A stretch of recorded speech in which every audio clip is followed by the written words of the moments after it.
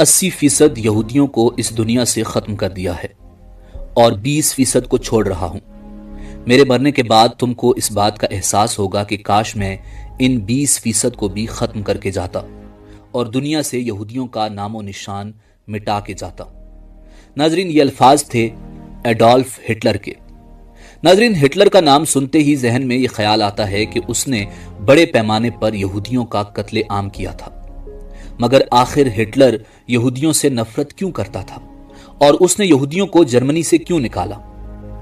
नाजरीन, ये वो सवाल हैं जिनका जवाब हासिल करने के लिए कई किताबें लिखी गईं।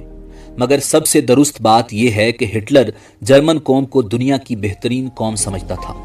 उसका ख्याल था कि सिर्फ जर्मन कौम ही को दुनिया पर हुक्मरानी का हक हासिल है और जर्मनी की तरक्की के लिए जरूरी है कि मुल्क से तमाम गद्दार खत्म कर दिए जाएं।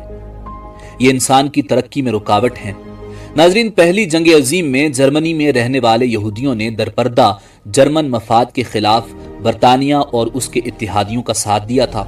जर्मनी में रहते हुए जर्मनी के खिलाफ काम करना हिटलर के नजदीक नाकाबिले मुआफी जुर्म था। वो उनकी पुरानी तारीख से भी वाकिफ था कि कैसे उन्होंने अल्लाह के पैगंबरों से बदअहदी की और एक ईसाई होने के नाते वो इससे भी वाकिफ था कि ये यहूदी उलमा ही थे जिन्होंने हजरत ईसा अलैहिस्सलाम को फांसी दिलवाने में कलीदी किरदार अदा किया था।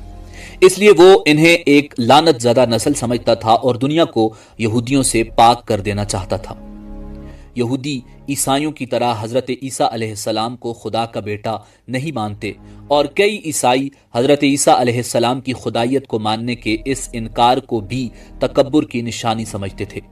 कई सदियों तक ईसाइयों के चर्च ने उन्हें यह सिखाया कि हजरत ईसा अलैहिस्सलाम की मौत यहूदियों की वजह से हुई, जबकि आज के मौरिखीन और चर्च ये सिखाते हैं कि हजरत ईसा अलैहिस्सलाम को रूम की हुकूमत ने इस वजह से शहीद किया था कि अफसरान उन्हें अपने इक़्तिदार के लिए एक सियासी खतरा समझते थे।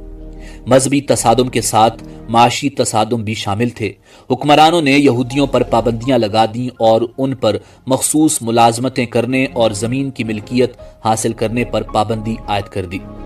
उसी वक्त चूंकि पुराने ज़माने के चर्च सूदखोरी यानी पैसे की सूद समेत लेन देन की इजाज़त नहीं देते थे, फ्रांस में रूस की खुफिया पुलिस के एक एहलकार ज़ियोन के बड़ों के प्रोटोकॉल्स तैयार किए गए।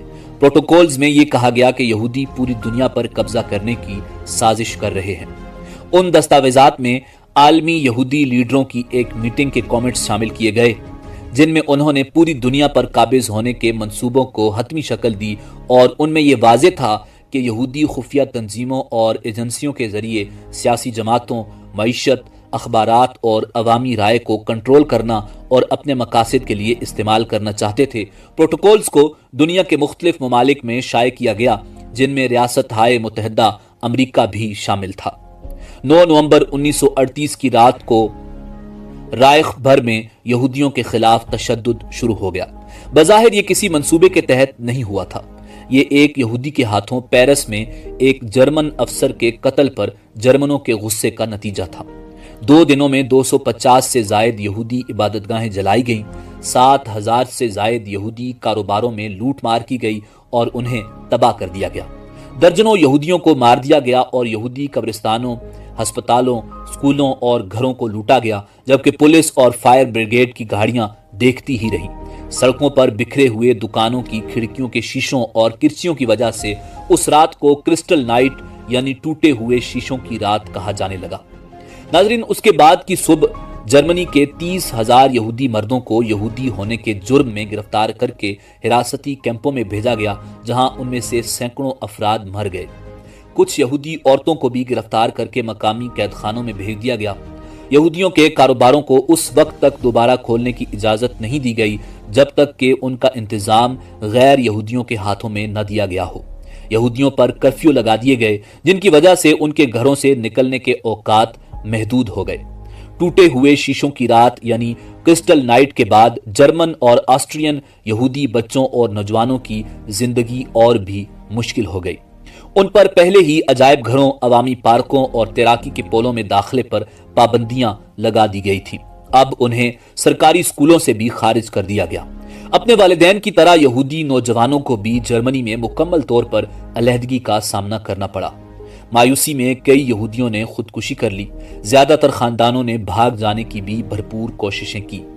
ناظرین، 17,000 کے قریب پولش یہودیوں کو جرمنی سے نکال دیا گیا۔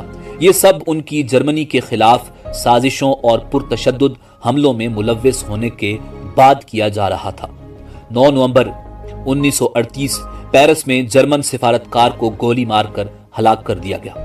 یہودیوں کی نشاندہی کر کے انہیں سرکاری عہدوں سے برطرف کر دیا گیا۔ ایڈولف ہٹلر کے چانسلر بننے کے 2 مہینے بعد اپریل 1933 میں منظور کیے جانے والے قوانین کے ساتھ انتظامیہ کی تطہیر شروع ہو گئی۔ ان قوانین میں ایک آرین پیراگراف شامل تھا جس میں سماج کے مختلف شعبوں سے یہودیوں کو نکال پھینکنے کا انتظام کیا گیا تھا۔